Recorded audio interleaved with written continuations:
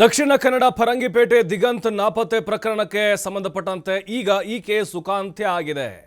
ಕೊನೆಗೂ ಹೆತ್ತವರ ಮಡಿಲನ್ನ ಸೇರಿದ್ದಾನೆ ಬಾಲಕ ದಿಗಂತ್. ಹೈಕೋರ್ಟ್ನಲ್ಲಿ ಹೆಬಿಯಸ್ ಕಾರ್ಪಸ್ ಕೂಡ ಅರ್ಜಿ ವಿಚಾರಣೆ ನಡೀತು. ಅದು ಇತ್ಯರ್ಥ ಆಯಿತು. ಮೊದಲು ಹಠ ಮಾಡಿದ್ದ, ನಾನು ಮನೆಗೆ ಹೋಗಲ್ಲ ಅಂಥೇಳಿ. ಈಗ ಅವ್ರ ತಾಯಿ ಮಡಿಲು ಸೇರಿದ್ದಾನೆ ಬಾಲಕ ದಿಗಂತ್. ನಾಪತ್ತೆಯಾಗಿದ್ದ ಬಾಲಕ 15 ದಿನಗಳ ಬಳಿಕ ಮರಳಿ ಮನೆಗೆ ಹೋಗಿದ್ದಾನೆ. ಫೆಬ್ರವರಿ 25ಕ್ಕೆ ಇವನು ಮಿಸ್ ಆಗಿದ್ದು. ನಿನ್ನೆ ಸಭೆ ನಡೆಸಿತು ಮಕ್ಕಳ ಕಲ್ಯಾಣ ಸಮಿತಿ ಅಂದರೆ CWC. ಸಭೆ ಬಳಿಕ ದಿಗಂತ್ ಮರಳಿ ಪೋಷಕರನ್ನ ಸೇರಲು ಅನುಮತಿಯನ್ನು ಕೂಡ ಕೊಡಲಾಯಿತು. ಹೈಕೋರ್ಟ್ ಕೂಡ ಹೇಳಿತ್ತು ಅಲ್ಲಿ CWC ಸಭೆ ಏನಾಗುತ್ತೋ ಅದ್ರ ಮೇಲೆ ಡಿಪೆಂಡ್ ಆಗುತ್ತೆ ಅಂತ ಹೇಳಿ. ದಿಗಂತನ್ನ ಪೋಷಕರಿಗೆ ಒಪ್ಪಿಸಲು ಸಮ್ಮತಿಸಿದ್ದಾರೆ ಬಂಟ್ವಾಳ ಪೊಲೀಸರು. ಆದರೆ ಅಫಿಡವಿಟ್ ಸಲ್ಲಿಕೆ ವೇಳೆ ದಿಗಂತ್ ಮನೆಗೆ ಹೋಗಲು ಒಪ್ಪುತ್ತಿಲ್ಲ ಅಂತ ಉಲ್ಲೇಖ ಮಾಡಿದ್ದಾರೆ. ಹೀಗಾಗಿ ಮಕ್ಕಳ ಕಲ್ಯಾಣ ಸಮಿತಿ ನಿರ್ಧಾರಕ್ಕೆ ಕೋರ್ಟ್ ಬಿಟ್ಟಿತ್ತು. ಅಫಿಡವಿಟ್ನಲ್ಲಿ ಹೇಳಿದ್ರು ದಿಗಂತ್ ಮನೆಗೆ ಹೋಗಕ್ಕೆ ಒಪ್ತಾ ಇಲ್ಲ ಅಂತೇಳಿ ಪೊಲೀಸರು. ನಿನ್ನೆ ಸಭೆ ಆದಮೇಲೆ ತಾಯಿ ಜೊತೆಗೆ ಮನೆಗೆ ಕಳಿಸ್ಕೊಟ್ಟಿದ್ದಾರೆ. ಯಾಕಂದರೆ ಬಹಳ ಅನುಮಾನಗಳಿತ್ತು. ಈ ದಿಗಂತ ನಾಪತ್ತೆ ಪ್ರಕರಣದ ಹಿಂದೆ ಹಲವು ಆಯಾಮಗಳಲ್ಲೂ ಕೂಡ ಪೊಲೀಸರು ತನಿಖೆಯನ್ನು ಮಾಡಿದರು. TV5 ನಿರಂತರವಾಗಿ ಈ ಸುದ್ದಿಯನ್ನು ಫಾಲೋ ಅಪ್ ಮಾಡಿಕೊಂಡ ಬರ್ತಾ ಇತ್ತು. ಟ್ವಿಸ್ಟ್ಗಳು ಸಿಗ್ತಾ ಹೋಗ್ತಾ ಇತ್ತು. ಕೊನೆಗೂ ಸುಖಾಂತ್ಯ ಕಂಡಿದೆ ಈ ಪ್ರಕರಣ. ಯಾಕೆ ದಿಗಂತೂ ಮನೆಗೆ ಹೋಗೋಕೆ ಒಪ್ತಾ ಇಲ್ಲ, ಹಠ ಮಾಡ್ತಾ ಇದ್ದಾನೆ? ಎಕ್ಸಾಮ್ ಭಯ ಏನಿರಲಿಲ್ಲ ಅಂತ ಮತ್ತೆ ತಾಯಿ ಮುಂದೆ ಹೇಳ್ದ. ಬೇರೆಯದು ಕೂಡ ಕಾರಣ ಇರ್ಬೋದು ಅನ್ನುವಂಥ ಅನುಮಾನಗಳಿತ್ತು. ಈಗ ಆತನಿಗೆ ಕೌನ್ಸಿಲಿಂಗ್ ಮಾಡಿದ್ದಾರೆ ಮಕ್ಕಳ ಕಲ್ಯಾಣ ಸಮಿತಿ.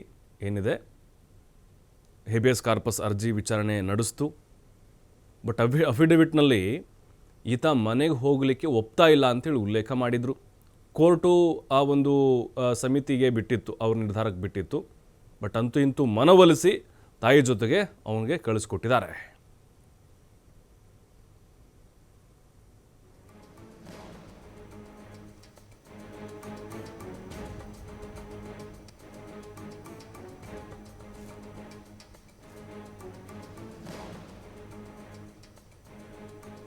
ಮತ್ತಷ್ಟು ಮಾಹಿತಿ ಕೊಡ್ತಾರೆ ಮಂಗಳೂರಿನಿಂದ ನೇರ ಸಂಪರ್ಕದಲ್ಲಿ ನಮ್ಮ ಪ್ರತಿನಿಧಿ ಆದಿತ್ಯ.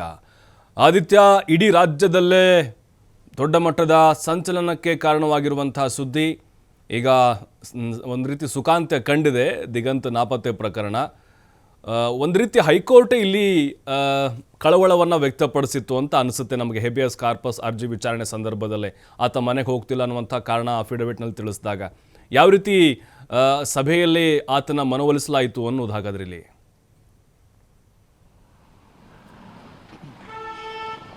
ಪ್ರಭು, ನಿಜಕ್ಕೂ ಕೂಡ ಇಡೀ ರಾಜ್ಯಾದ್ಯಂತ ಒಂದು ಸಂಚಲನವನ್ನು ಸೃಷ್ಟಿ ಮಾಡಿದಂಥ ಪ್ರಕರಣ ದಿಗಂತ್ ನಾಪತ್ತೆ ಪ್ರಕರಣ.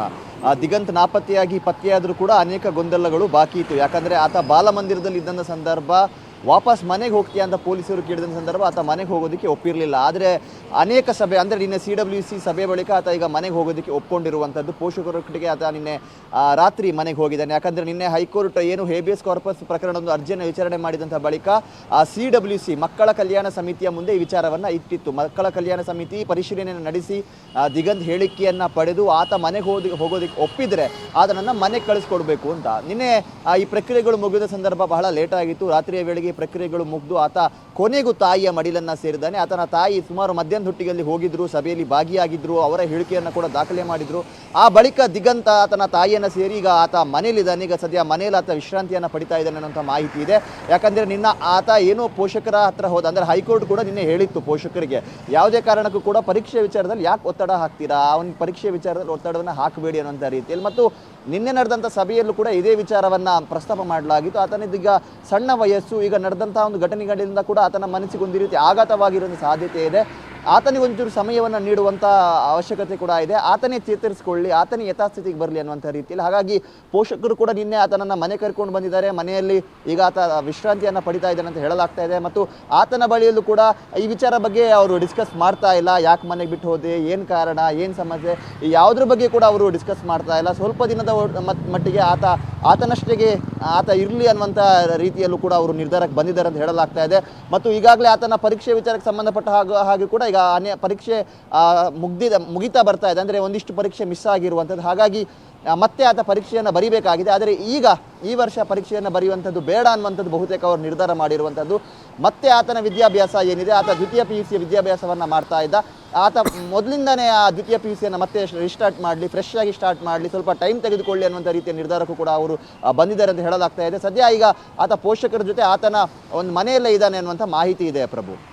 ಆದಿತ್ಯ, ಬಟ್ ಒಂದು ಇಲ್ಲಿ ಇಷ್ಟೆಲ್ಲ ಆಯಿತು, 15 ದಿನ ಆದಮೇಲೆ ತಾಯಿಯ ಮಡಿಲನ್ನ ಸೇರಿದ್ದಾನೆ ದಿಗಂತ್. ಓಕೆ, ಸಾಕಷ್ಟು ರೀತಿಯಾದಂತಹ ಟ್ವಿಸ್ಟ್ಗಳು ಸಿಗ್ತಾ ಹೋಯಿತು ಈ ಪ್ರಕರಣಕ್ಕೆ ಸಂಬಂಧಪಟ್ಟಂತೆ. ಕೊನೆಗೂ ಸತ್ಯ ಗೊತ್ತಾಗಲಿಲ್ಲ, ಮನೆ ಬಿಟ್ಟು ಹೋಗಿದ್ದು ಯಾಕೆ ಅಂಥೇಳಿ, ಅಂದರೆ ಅಧಿಕೃತ ಕಾರಣ ಗೊತ್ತಾಗಲಿಲ್ಲ ಅನ್ನೋದು ಬಹಳ ಸ್ಪಷ್ಟವಾಗಿದೆಯಾ ಅಂತ ಇಲ್ಲಿ?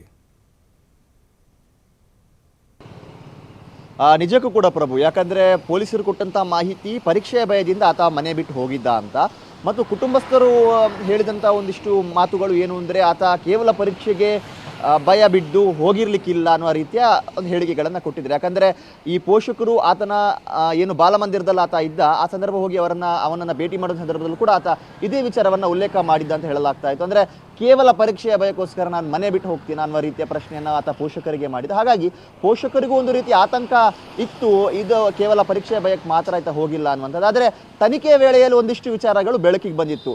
ಆತ ಡ್ರೆಸ್ಸನ್ನು ತೆಗೆದುಕೊಂಡು ಹೋಗಿರಲಿಲ್ಲ ಅಂತ ಹೇಳಲಾಗ್ತಾ ಇತ್ತು, ಆದರೆ ಆತ ಡ್ರೆಸ್ಸನ್ನು ತೆಗೆದುಕೊಂಡು ಹೋಗಿದ್ದ, ಆ ಟೋಪಿಯನ್ನು ತೆಗೆದುಕೊಂಡು ಹೋಗಿದ್ದ, ಮತ್ತು ಚಪ್ಪಲಿಯನ್ನು ಅಲ್ಲೇ ಬಿಟ್ಟು ಬೇರೆ ಶೂ ಧರಿಸ್ಕೊಂಡು ಹೋಗಿದ್ದ. ಹಾಗಾದರೆ ಆತ ಯಾಕೆ ಈ ನಿರ್ಧಾರಕ್ಕೆ ಬಂದ? ಹೀಗೆ ಹಲವು ಗೊಂದಲಗಳು ಇದೆ. ಒಂದು ಕಡೆಯಿಂದ ಪೊಲೀಸ್ ವರ್ಷನ್ ಆದರೆ ಆತ ಪರೀಕ್ಷೆ ಭಯದಿಂದ ಹೋಗಿದ್ದಾನೆ ಅಂತ ಆದರೆ, ಇನ್ನೊಂದು ಕಡೆಯಿಂದ ಪೋಷಕರು ಆ ರೀತಿ ಏನು ಇರಲಿಕ್ಕಿಲ್ಲ ಅನ್ನುವ ರೀತಿಯ ವಿಚಾರಗಳನ್ನು ಕೂಡ ವ್ಯಕ್ತಪಡಿಸ್ತಾ ಇದ್ದಾರೆ. ಮತ್ತು ಈಗಲೂ ಕೂಡ ಒಂದು ಮೂರನೇ ವ್ಯಕ್ತಿಯ ಕೈವಾಡ ಇದರಲ್ಲಿ ಇರಬಹುದು, ಆತ ಯಾವುದೋ ಒಂದು ಟ್ರಾಫಿಕ್ಗೆ ಸಿಲುಕಿರಬಹುದು, ಏನೋ ಒಂದು ಒತ್ತಡದಲ್ಲಿ ಆತ ಇರಬಹುದು ಅನ್ನೋ ರೀತಿಯ ಅನುಮಾನಗಳನ್ನು ಕೂಡ ವ್ಯಕ್ತಪಡಿಸ್ತಾ ಇದ್ದಾರೆ. ಆದರೆ ಈಗ ವಿಚಾರಣೆಯನ್ನು ಮುಂದೂಡಲಾಗಿದೆ. ಈ ಮಧ್ಯದಲ್ಲಿ ದಿಗಂತೆ ಸತ್ಯಾಸತ್ಯತೆ ಏನು ಅಂತ ಹೇಳಬೇಕಾಗಿರುವಂಥದ್ದು. ಆದರೆ ಸದ್ಯದ ಪರಿಸ್ಥಿತಿಯಲ್ಲಿ ಆತನ ಮೇಲೂ ಕೂಡ ಹೆಚ್ಚು ಒತ್ತಡವನ್ನು ಹೇರುವಂಥ ಪರಿಸ್ಥಿತಿ ಇಲ್ಲ. ಹಾಗಂತ ಈ ವಿಚಾರಗಳನ್ನು ಅಲ್ಲಗಳೆಯುವಂತೆಯೂ ಕೂಡ ಇಲ್ಲ. ಯಾಕಂದರೆ ಮುಂದೆ ತನಿಗೂ ಕೂಡ ಒಂದು ಭವಿಷ್ಯ ಅನ್ನುವಂಥದ್ದು ಇದೆ. ಮುಂದಿನ ದಿನಗಳ ಆತ ಕಾಲೇಜಿಗೆ ಹೋಗಬೇಕು, ವಿದ್ಯಾಭ್ಯಾಸವನ್ನು ಮಾಡಬೇಕು, ಜೀವನದ ಒಂದು ದಾರಿಯನ್ನು ಕಂಡುಕೊಳ್ಬೇಕು. ಈ ಹೊತ್ತಿನಲ್ಲೂ ಕೂಡ ಆತನಿಗೆ ಮತ್ತೆ ಇಂಥ ಸಮಸ್ಯೆಗಳು ಎದುರಾಗಬಾರ್ದು. ಹಾಗಾಗಿ ಮುಕ್ತವಾಗಿ ಏನಾದರೂ ಗೊಂದಲಗಳು ಇದ್ದರೆ, ಹೇಳೋದಕ್ಕೆ ಅಸಾಧ್ಯವಾಗಿರುವಂಥ ವಿಚಾರಗಳು ಇದ್ದರೆ ಇದನ್ನು ಪ್ರಸ್ತಾಪ ಮಾಡಬೇಕಾಗಿರುವಂಥ ಒಂದು ಅವಶ್ಯಕತೆ ಕೂಡ ಇದೆ. ಆದರೆ ಅದಕ್ಕೊಂದು ಸಮಯ ಅನ್ನುವಂಥದ್ದು ಕೂಡ ಬರಬೇಕಾಗಿದೆ. ಹಾಗಾಗಿ ದಿಗಂತನ ಪ್ರತಿಕ್ರಿಯೆ ಏನು ಅನ್ನೋದಕ್ಕೆ ಪೋಷಕರು ಕಾಯ್ತಾ ಇದ್ದಾರೆ. ಅವರಾಗಿ ಆತನ ಮನಸ್ಸಿನಲ್ಲಿರುವಂಥ ಭಾವನೆಗಳು ಏನು ಅದನ್ನು ಕೆದಕೋದಕ್ಕೆ ಅವರು ಹೋಗ್ತಾ ಇಲ್ಲ. ಸ್ವಲ್ಪ ದಿನದ ಮಟ್ಟಿಗೆ ಆತನ ಅವನಿಗೊಂದು ನಾವು ಟೈಮನ್ನು ಕೊಡ್ತೀವಿ. ಆತನ ಮನಸ್ಥಿತಿ ಯಥಾಸ್ಥಿತಿಗೆ ಬಂದ ಬಳಿಕ ಆತನೇ ನಮ್ಮ ಹತ್ರ ಆ ವಿಚಾರಗಳನ್ನು ಹಂಚಿಕೊಳ್ಳಿ ಅನ್ನೋ ರೀತಿಯ ನಿರ್ಧಾರಕ್ಕೂ ಕೂಡ ಪೋಷಕರು ಬಂದಿರುವಂತಿದೆ ಪ್ರಭು. ಥ್ಯಾಂಕ್ ಯು ಆದಿತ್ಯ, ತಮ್ಮೆಲ್ಲ ಮಾಹಿತಿಗಾಗಿ.